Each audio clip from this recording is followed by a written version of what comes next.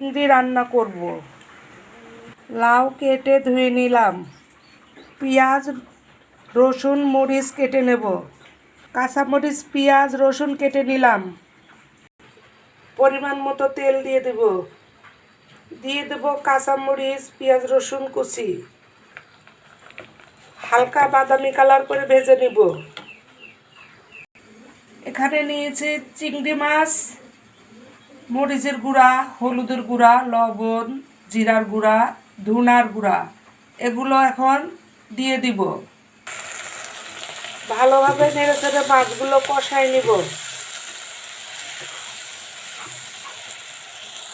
মাছ কষানো হয়ে গেছে, লাউগুলো দিয়ে দিব। ভালো করে নেড়ে চেড়ে মিক্স করে নিব।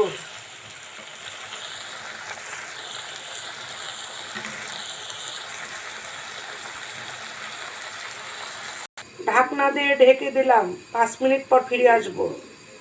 5 মিনিট পর ফিরে আসলাম। লাউ থেকে অনেক পানি বের হয়েছে। ভালোভাবে কষাই নিব। কষানো হয়ে গেছে।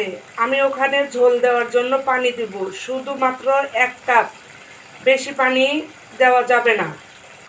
ঝোল দিয়ে দিছি। এখন এর মধ্যে 4টা গোটা কাঁচামরিচ দিছি। ভালোভাবে ফুটিয়ে নামাই নিব। তরকারিটা হয়ে গেছে, নামাই নিব। একটা পাত্রতে ঢেলে নিব।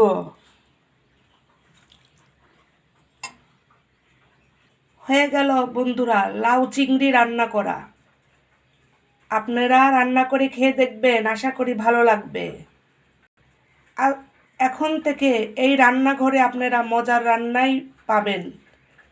ভিডিওগুলো আশা করি দেখবেন।